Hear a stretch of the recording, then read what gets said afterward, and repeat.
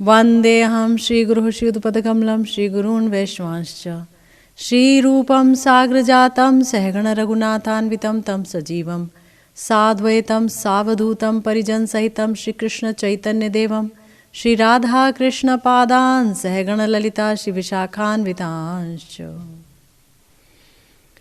यस्य प्रसादात् भगवत् प्रसादो यस्या प्रसादान्न गतिः कुतोऽपि ध्यायं स्तुवंस्तस्य शास्त्रीसन्ध्यां वन्दे गुरुः श्रीचरणारविन्दं नमो महावदान्याय कृष्णप्रेमप्रदायते कृष्णाय कृष्णचैतन्य नाम्ने गौरत्विषे नमः। हे कृष्ण करुणा सिंधु दीनबंधो जगत्पते गोपेश गोपिका कांत राधा कांत नमोस्तुते। तप्त कांचन गौरांगी राधे वृंदावनेश्वरी वृषभानुसुते देवी त्वं नमामि हरिप्रिये। जय रूप सनातन भट्ट रघुनाथ श्रीजीव गोपाल भट्ट दास रघुनाथ এই छे गोसाईर करी चरण बंदन जहाँ होइते विघ्न नाश अभीष्ट पूरण वाञ्छाकल्पतरुभ्यश्च कृपा सिन्धुभ्येव च पतितानां पावनेभ्यो वैष्णवेभ्यो नमो नमः। हरे कृष्णा कृष्णा कृष्णा हरे हरे हरे राम राम राम हरे हरे। आज एकादशी है, कार्तिक नियम सेवा का अंतिम दिन, और अब तक आप लोगों ने बहुत ही सुंदर तरीके से कार्तिक मास व्रत सेवा का अनुशीलन किया है और बहुत ही अच्छी तरह से धाम में आए हैं, धाम में वास किया है आप लोगों ने। और कई लोगों ने धाम में वास किया तो कई लोग दूर रहते हुए भी धाम में रहे हैं मानसिक रूप से, और जो जहाँ पर रहा है उसने कार्तिक नियम सेवा का बहुत सुंदर तरीके से पालन करने का पूरा प्रयास किया है। और इस अवसर पर हम लोगों का भी ये प्रयास रहा है कि कुछ भगवान की चर्चा की जाए। श्री नरोत्तम दास ठाकुर महाशय के माध्यम से श्री नरोत्तम दास ठाकुर महाशय जिस प्रकार की प्रार्थनाओं को हमारे प्यारे गौरहरि के चरणों में रख रहे हैं, निताई चांद के चरणों में रख रहे हैं, श्री राधा श्याम सुंदर समस्त सखी मंजरियाँ सबके चरणों में रख रहे हैं, तो उनके क्या भाव हैं, सिद्ध स्वरूप में क्या आवेश है, और साधक स्वरूप में जब वो खुद को समझते हैं कि मैं अब साधक हूँ और दीनता आ जाती है, तब उनकी प्रार्थनाओं का जो रूप है वो क्या हो जाता है, हम ये सुनते चले आ रहे हैं। आज नियम सेवा का अंतिम दिन है और इस अवसर पर भी श्री नरोत्तम दास ठाकुर महाशय की एक बहुत सुंदर प्रार्थना आपके लिए लेकर के उपस्थित हुए हैं। आइए आस्वादन करते हैं। गोरा पाहू ना भजिया मैनू, गोरा पाहू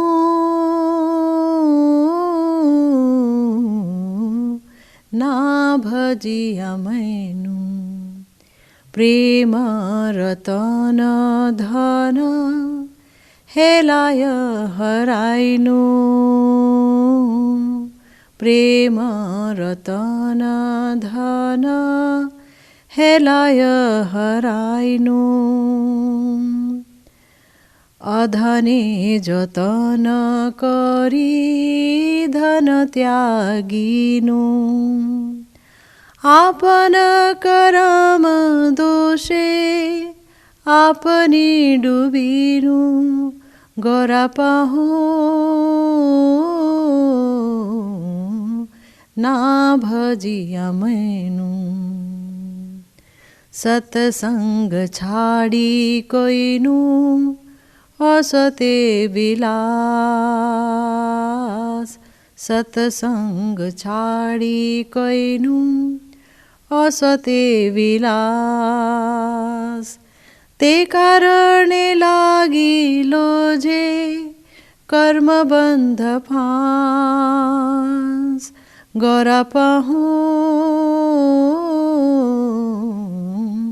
ना भजिया मैनु विषय विषम विष सतत खाइनु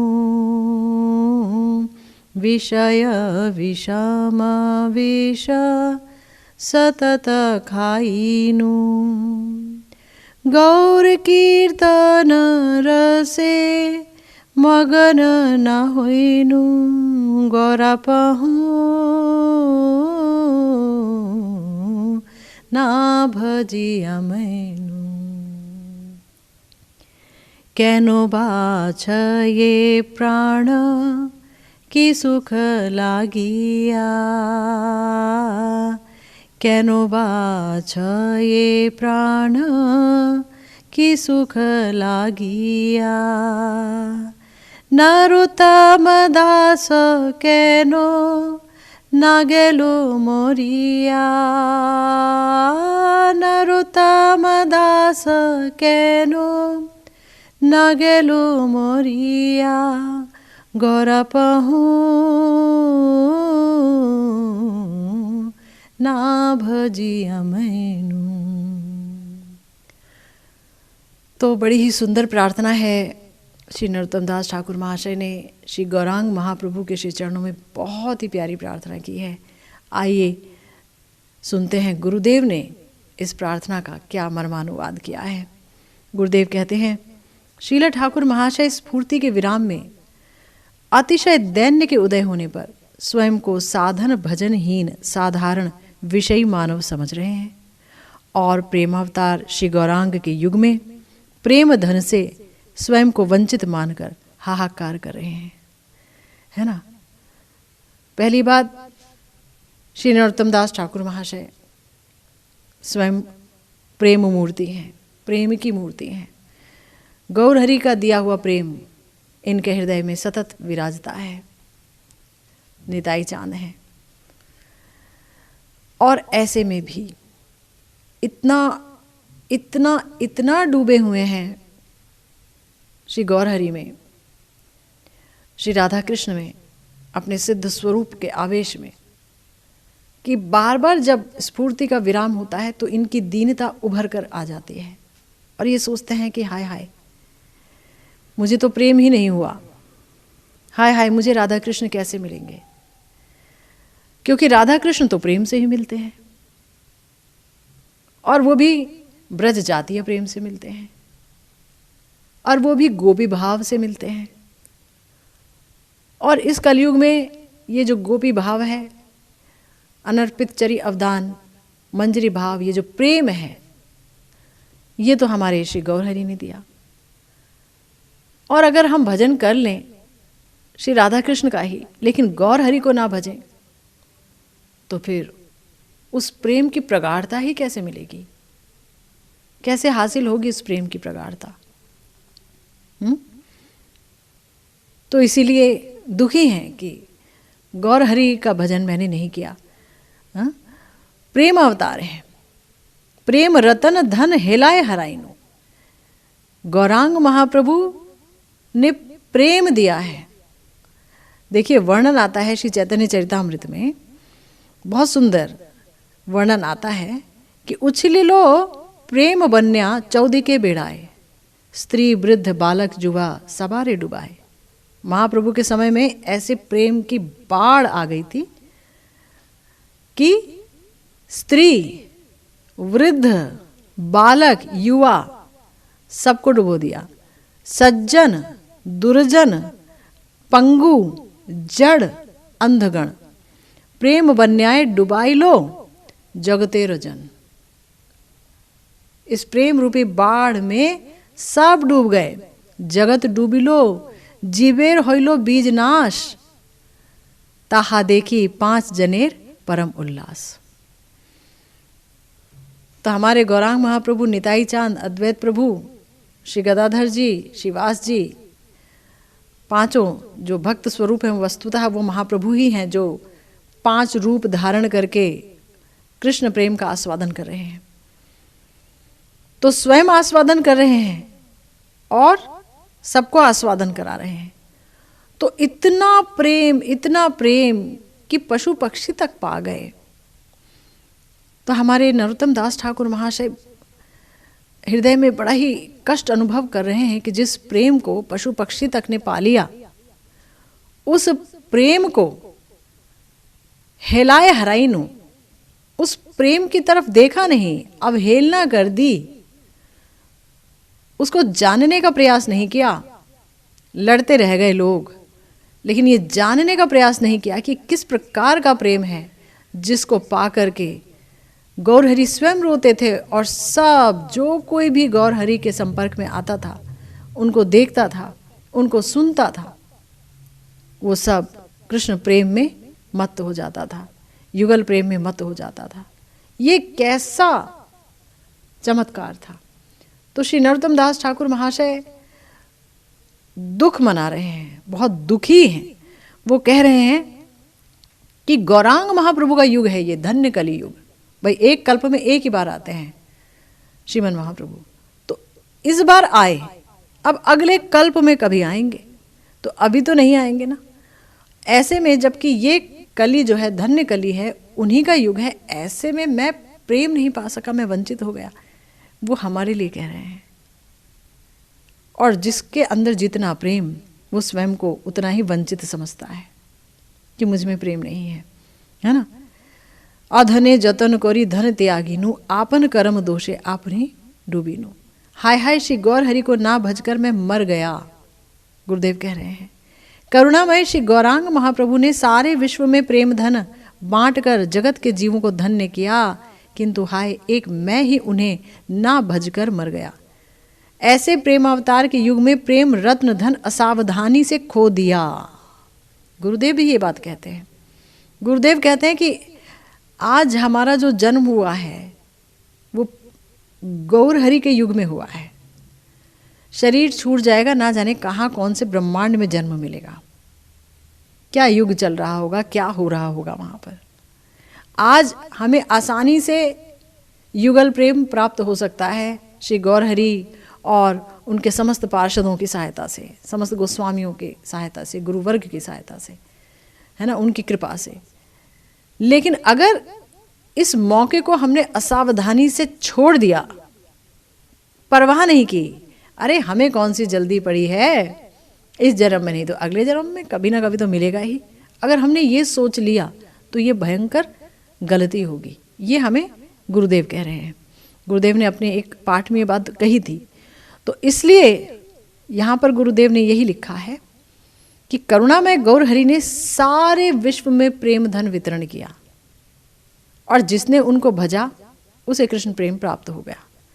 कितने कितने लोग हैं, कितने कितने जीवनी पढ़ लीजिए आप गौड़ीय वैष्णवों की, सिद्ध हो गए लोग। गौर हरि तो अपनी लीला संवरण कर चुके, लेकिन उसके बाद भी सिद्ध हुए हैं और आज भी हो रहे हैं गौर हरि के चरणों को भज करके। क्योंकि श्री कृष्ण के नाम में अपराध का बड़ा ही भयंकर विचार है। हम जब श्री कृष्ण का नाम लेते हैं तो तुरंत प्रेम मिलेगा आवश्यक नहीं है, लेकिन जब हम गौरांग महाप्रभु का नाम लेते हैं, गौर हरि का कीर्तन करते हैं, उनकी लीला का चिंतन करते हैं, उनकी लीलाओं को सुनते हैं, तो गौरांग महाप्रभु की तो लीलाएं ही ऐसी हैं कि वो पत्थर तक को गला देती हैं। फिर तो कठिन हृदय क्या चीज़ है। उसकी तरफ हृदय जाता ही है। इसलिए हमारे यहाँ पहले गौर लीला का चिंतन है, फिर कृष्ण लीला का चिंतन है। गौर लीला से ही कृष्ण लीला की 10-10 धार उठती है, शत-शत धार उठती है और 10 दिशाओं में दौड़ती है वो धाराएं। तो इसलिए गुरुदेव कहते हैं कि उस कृष्ण प्रेम रूपी रत्न धन को मैंने त्याग दिया, क्योंकि मैंने तो उन्हें भजा नहीं, मैं मर ही गया। क्योंकि ऐसे जीने का भी क्या फायदा है। कृष्ण प्रेम बिना अगर मतलब कोई भी व्यक्ति जीवित है तो वो क्या जीवित है, अपने कर्म की गठरी को ही बांधे जा रहा है और बड़ा कर रहा है। मतलब कर्म की जो गांठ है वो और मजबूत हो रही है, ये संसार की गांठ और मजबूत हो रही है। तो कर्म का जो ढेर है, उसका बोझा वो बढ़ता चला जा रहा है ना। तो गुरुदेव यही बात कह रहे हैं कि देखो, कृष्ण प्रेम रूपी रत्न धन को त्यागा मैंने, और अधन के पीछे मैंने यत्न किया। अधन क्या है? विषयों का चिंतन, उनको प्राप्त करने का प्रयास, कंचन कामिनी, है ना।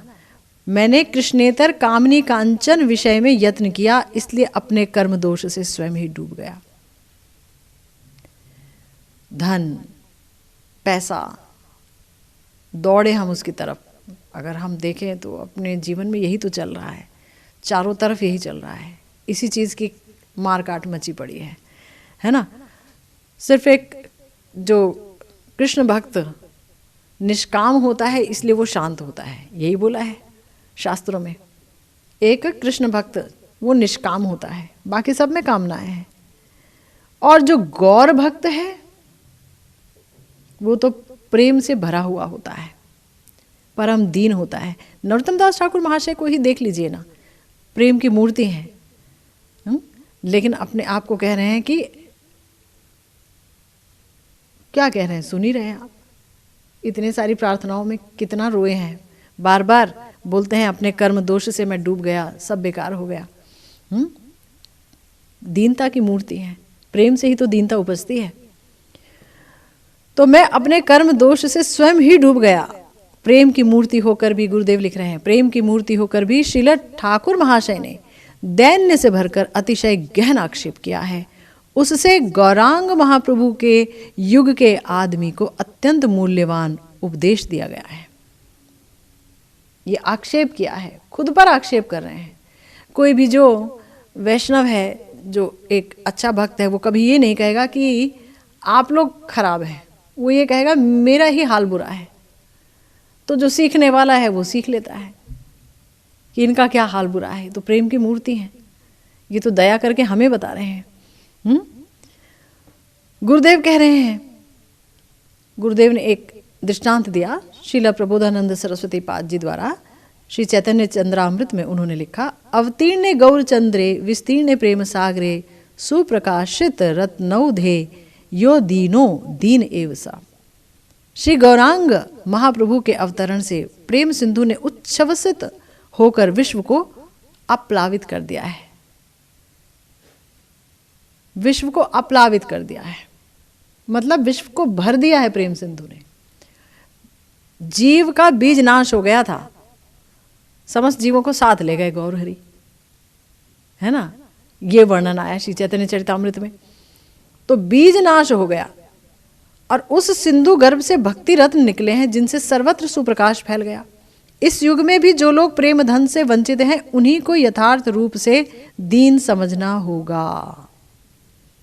इस युग में जहां पर प्रेम तो यूं ही बंटता है, गौर हरि के भक्तों को प्रेम यूं ही बंटता है, यूं ही मिल जाता है।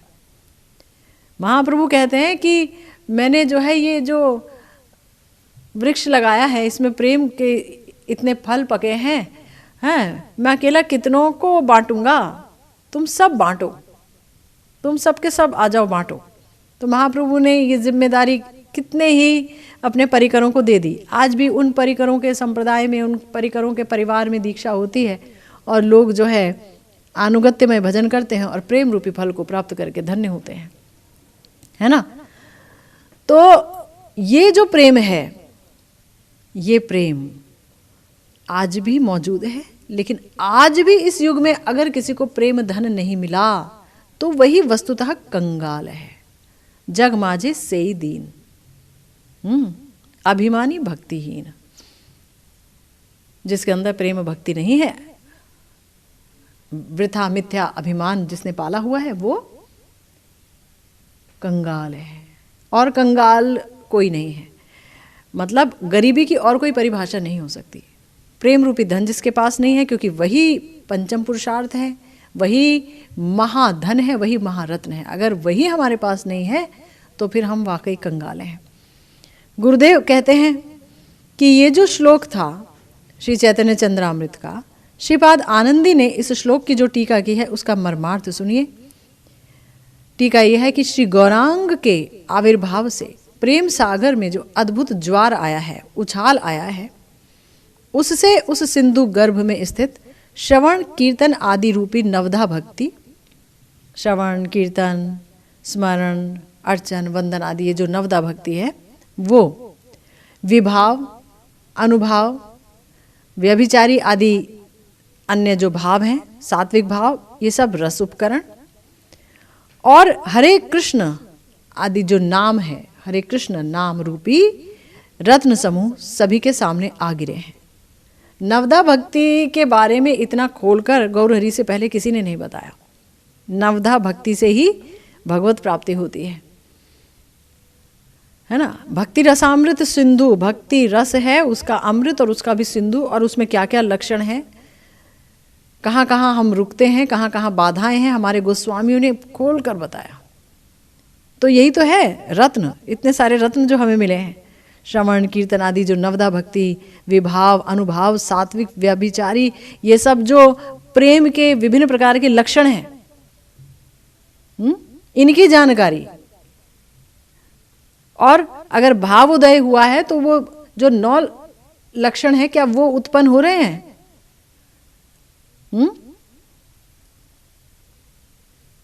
तो जैसे कि शांति, अव्यर्थ कालत्वम, मान शून्यता, इतना कुछ बताया हमारे गोस्वामियों ने कि जिसकी कोई सीमा ही नहीं है। तो ये जो प्रेम का जो महासागर है, महासागर, उसके गर्भ में इतने सारे रत्न हैं, और ये जो रत्न थे ये गौर हरि ने बाहर निकाल दिए हैं, सबको दिखाया है, देखो ये रत्न। तो कोई मंद भाग्य व्यक्ति चंद्रमा के उदय होने पर, चंद्रमा उदित हो गया और सिंधु गर्भ से यानी समुद्र के गर्भ से रत्न जो निकले हैं, तो चंद्रमा जब उदित हुआ तो उसका प्रकाश उन रत्नों पर पड़ा और वो उन रत्नों के पास ही खड़ा है, लेकिन वो उसे ना पहचाने और वो इधर उधर भागे लोहे की खोज में या मल की खोज में, तो उसे क्या कहेंगे? महादरिद्र। उसकी दरिद्रता कभी भी दूर नहीं होगी। इसी प्रकार गौरचंद्र के उदय होने से सभी लोग प्रेम रत्न पाकर धनी हो गए हैं, और जिन्होंने उनका चरणाश्रय नहीं लिया, जो उनका भजन नहीं करते, उनकी मूढ़ता और ताप दूर होने का नहीं है, जिन्होंने उनका चरणाश्रय नहीं लिया। ये हमारे एक आचार्य हैं, उन्होंने टीका की है जिसको गुरुदेव ने यहाँ लिया। आगे कहते हैं, सत्संग छाड़ी कईनु असत्य विलास, ते कारणे लागी लोजे कर्म बंध फांस। यदि गौर भक्तों का सत या महदगण का संग किया होता तो उनकी कृपा से गौर भजन हो सकता था। भाई गौर भजन होगा किससे? जो गौरांग महाप्रभु का भजन करते हैं उन भक्तों का संग करने से, उन भक्तों के संग में बैठकर हरि कथा सुनने से, उन भक्तों के श्री मुख से गौर कथा सुनने से गौर के प्रति प्रेम जागृत होगा, है ना। लेकिन यदि उन भक्तों को ही अवॉइड किया जाए, उन भक्तों की ही छिछलेदारी की जाए, उन पर ही उंगलियां उठाई जाए, तो हम अपने आप को वंचित कर रहे हैं बहुत बड़े महाधन से, और ये हमें करना नहीं चाहिए। तो इसीलिए हमारे गुरुदेव कह रहे हैं कि अगर उनका संग किया होता तो उनकी कृपा से गौर भजन कर सकता था। साधु संग सर्वशास्त्रे कहे, लव मात्र साधु संगे कृष्ण भक्ति लभ्य होय। अति काल का, अति अल्प काल का जो सत्संग है वो कृष्ण भक्ति पाने का सशक्त कारण होता है। अति अल्प, लव मात्र, ये हम लोगों ने अपने जीवन में महसूस किया है ना। देखिए, हमारे श्री प्रबोधानंद सरस्वती पाद हैं, वो एक बात कहते हैं अपने श्री चैतन्य चंद्रामृत में महाप्रभु के लिए। वो एक बात कहते हैं, वो कहते हैं देखो, वासो में वरमस्तु घोर दहन ज्वालावली पंजरे, श्री चैतन्य पदारविंद वैमुखेर माँ कुत्रचित संगमः, वैकुंठादि पदम स्वयं च मिलितम नो मे मनु लिप्सते, पादाम भोज रस छटा यदि मनाक गौरस्य नो रस्यते। कहते हैं घोर अग्नि की ज्वालाओं में तपे हुए पिंजड़े में रहना मैं अच्छा समझता हूँ। ये वो हैं श्री प्रबोधानंद सरस्वती पाद, वो हैं जिन्होंने श्री राधा रस सुधा निधि लिखी है, जो श्री राधा रानी के दासी पद को कैसे प्राप्त किया जाता है, निकुंज का समाचार जो लेकर आए हैं, जो उनके दासम से भरे हुए गान को लिखे हैं, श्लोकों को लिखे हैं।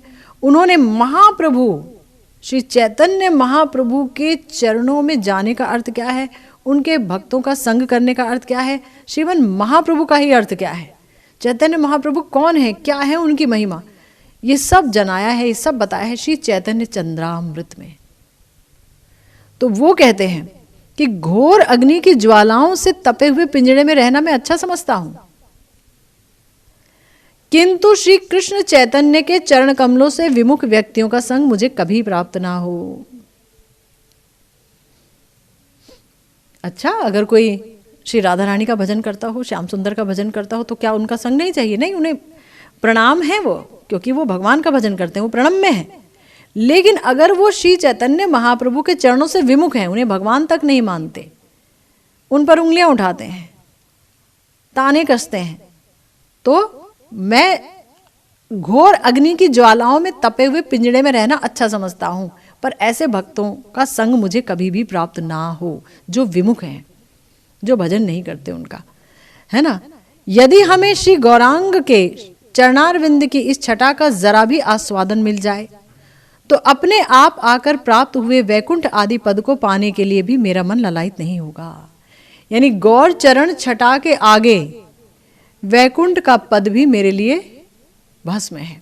यानी कि खुद आ जाए वैकुंठ कि हम तुम्हें लेने आए हैं, धाम तो धाम और धामी में कोई फर्क नहीं है ना, वैकुंठ ही आ जाएंगे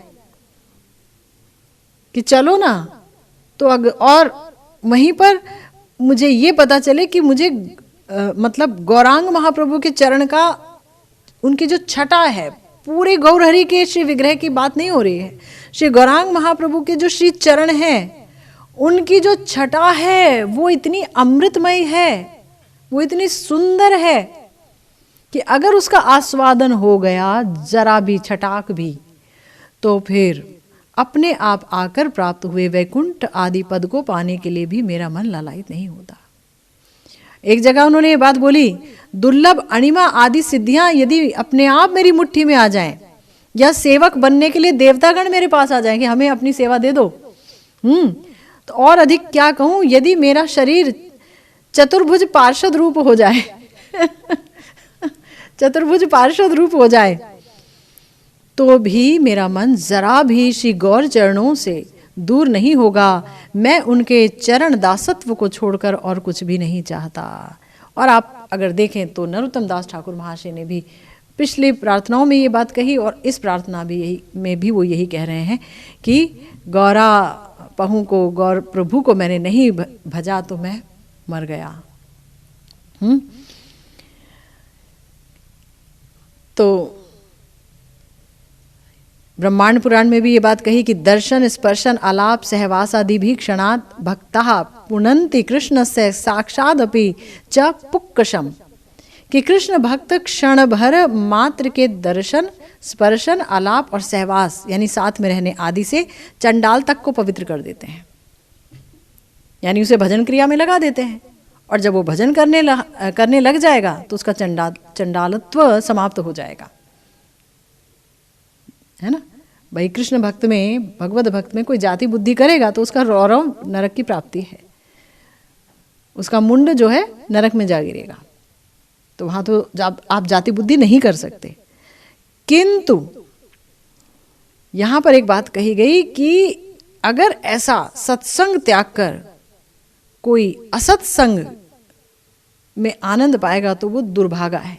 इसीलिए यहां पर हमारे श्री नरोत्तम दास ठाकुर महाशय कह रहे हैं कि ऐसा सत्संग त्याग कर असत्संग में मैंने आनंद पाया ना, तभी कर्म बंधन का फंदा गले में फंस गया। हम एक्चुअली ये नहीं जानते कि असली आनंद कहाँ है। असली आनंद है भगवत माधुर्य में, भगवत माधुर्य के आस्वादन में असली आनंद है। और उसको प्राप्त करने के लिए मगर प्रेम का होना आवश्यक है। और अगर वो प्रेम रूपी धन जो कि इतनी आसानी से मौजूद है एक गौर भक्त को, उसको असावधानी से अगर हमने हेलाए हराई नो,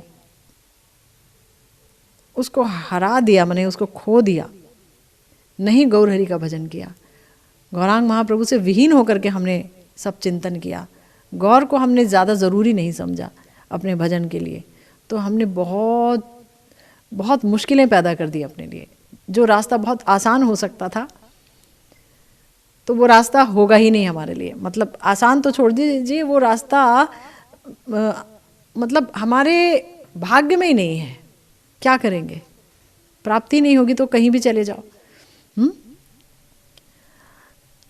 हरि भक्ति विलास में भी ये बात कही गई कि कल्याणकामी व्यक्ति का कभी भी असत संग करना उचित नहीं। असत लोगों के संग से इहलोक परलोक सभी प्रकार के साध्य साधना की हानि होती है।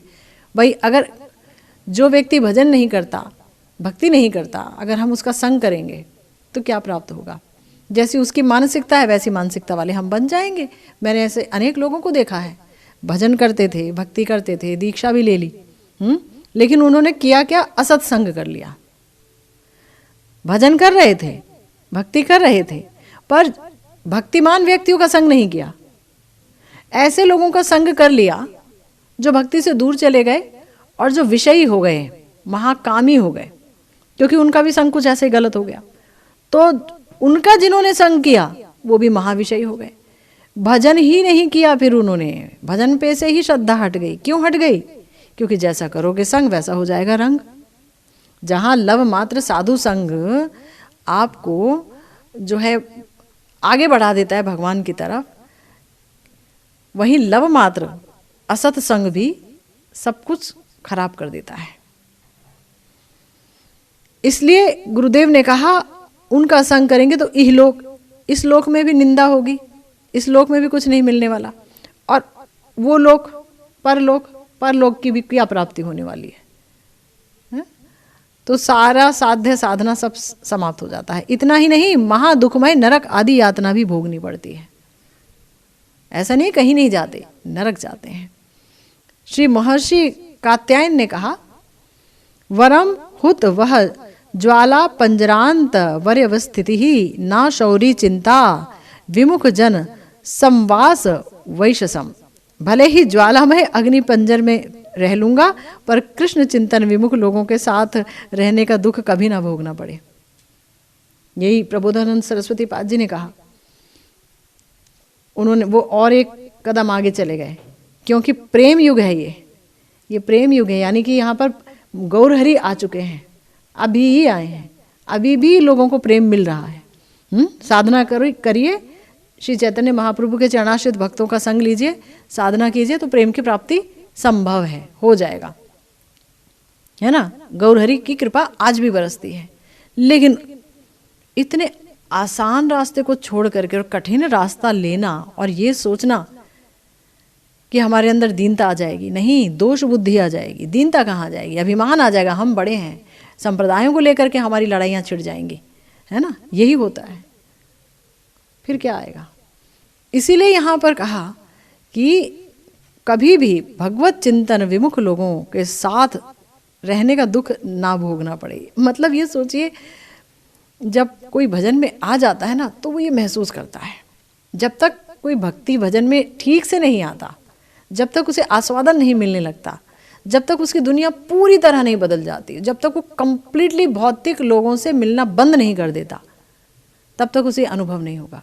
जब वो पूरी तरह भौतिकतावादी लोगों से मिलना बंद कर देता है और सिर्फ भक्तों से मिलता है, भक्त ही उसका समाज होते हैं, भक्तों का संग होता है, भक्तों के साथ कीर्तन होता है, हाँ, भक्तों के साथ उत्सव चलते हैं, प्रसाद का आदान प्रदान होता है, चिंतन होता है, कथा श्रवण होता है, धाम गमन होता है, परिक्रमाएं होती हैं।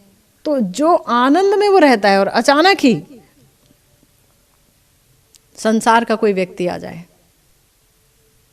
उसका भाई बहन चाचा ताऊ ये वो डैश डैश कोई भी आ जाए मिलने के लिए कि हम जो है हमने सुना तुम यहाँ रहते हो, हमें पता मिल गया, हम तुमसे मिलने चले आए, तो उसे लगेगा, क्या लगेगा, ये जो ना मतलब आग में जलना वो ज़्यादा अच्छा है बजाय इस व्यक्ति के साथ 10 मिनट भी बैठना।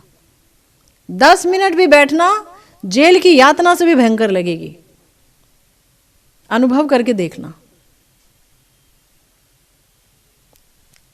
है ना। इसीलिए तो महाप्रभु के बारे में वहां आपने सुना, श्री प्रबोधानंद सरस्वती जी बता रहे हैं, गौर चरण को मैं नहीं छोड़ सकता। यहाँ ये बोल रहे हैं कि भाई मुझे कृष्ण चिंतन विमुख लोगों के साथ ना रहना पड़े, यानी अभक्तों के साथ रहने का दुख नहीं भोगना पड़े। अंत में कहते हैं, विषय विषम विष सतत खाइनु, गौर कीर्तन रसे मगन होइनु, कैनो बा आछय प्राण की सुख लागिया, नरोत्तम दास कैनो ना गेलो मरिया। ये बड़ा जो है दर्दनाक वर्णन है, जहाँ पर कहते हैं कैनो आछय प्राण की सुख लागिया। सोच रहे हैं कि हमेशा वो उन्होंने ऐसा नहीं किया, वो तो श्री नरोत्तम दास ठाकुर महाशय तो हमेशा गौर प्रेम में ही विह्वल थे, और उसके बाद जब वो वृंदावन चले आए तब भी यही हाल, जब वापस खेतुरी चले गए तब भी यही हाल, और गहन होता चला गया सब कुछ। तो वो दीनता में खुद को विषयी मान रहे हैं कि मेरे हाथ कुछ नहीं लगा, मैं कितना विषयी हूं ना। और हमें बता रहे हैं, हमें सीखना है उनसे कि विषय विषम विष, विषय विषम विष, ये विषय विष जो है विषम है, भयंकर है। विषय में ही विष छिपा है, यह हटा दीजिए तो विष है। रूप रंग शब्द स्वाद गंध, ये सारी जितनी भी चीज़ें हैं, स्पर्श, सब क्या है, दुनियावी जो चीज़ें हैं, जो हम खाते डोलते थे पहले, बाहर की वस्तुएं, दौड़ते रहते थे। पैसा माने पार्टी, है ना, पैसा माने ट्रीट, एक वर्ड हम लोग बहुत बोला करते थे अपने ज़माने में, ट्रीट कब देगी तू ट्रीट कब देगा, है ना। ये एक छोटी सी जुबान हमेशा लटकी रहती थी विभिन्न प्रकार के रसों के लिए, है ना, और कोई ना कोई बहाने, इसकी पार्टी उसकी पार्टी, यही चलता है आज भी समाज में। ये क्या है, विष, ये आत्मा को खत्म कर देता है, ये मुझे खत्म कर देगा, विष, है ना। प्रवृत्ति, इंद्रियों की प्रवृत्ति बहिर्मुखी ही रहेगी, वो बेचारी इंद्रियां भी नहीं जान पाएंगी कि उनका असली आनंद कहाँ है, मन भी नहीं जान पाएगा, मन को हमने ट्रेन कर दिया बाहर भागने के लिए। अगर इसको अंदर लगा लेते, स्वरूप में लगा लेते, मन अंदर की यात्रा करने का आदी हो चुका होता, तो वो आनंद का संधान पा गया होता, जिस आनंद के न मिलने के कारण ही व्यक्ति बंधन में बंधा है, वासनाओं के बंधन में बंधा है। वासनाएं समाप्त हो जाएंगी, सांसारिक वासनाएं समाप्त होते ही जीवन मुक्ति हो जाएगी, जीवन में ही मुक्त, फिर कैसी मुक्ति है।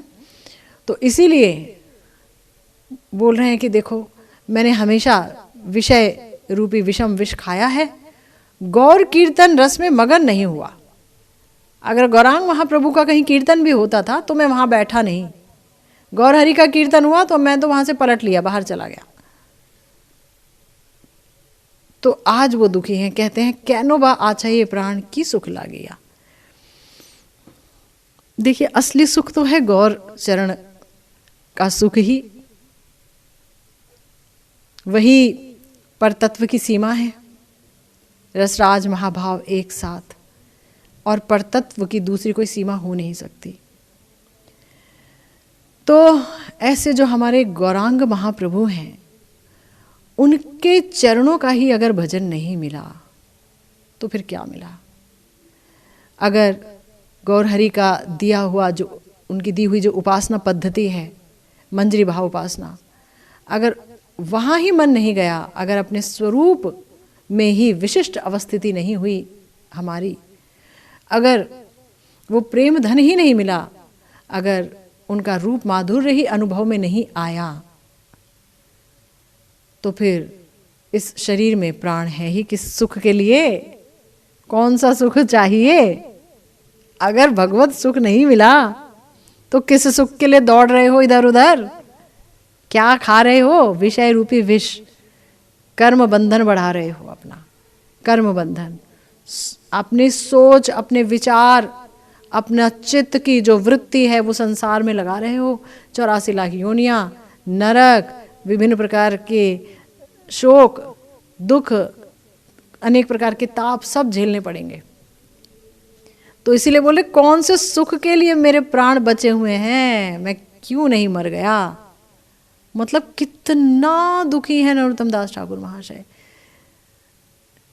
गौरा पहू ना भजिया महीनों, गौर प्रभु का भजन नहीं किया मैं तो मर गया। उनके हृदय के भाव को सच पूछो तो अभी एक अंश में भी छू नहीं पाई मैं। उनके हृदय के भाव को जो गुरुदेव ने पढ़ा, बोल दिया, उसमें कुछ मिलाया, कुछ बताया,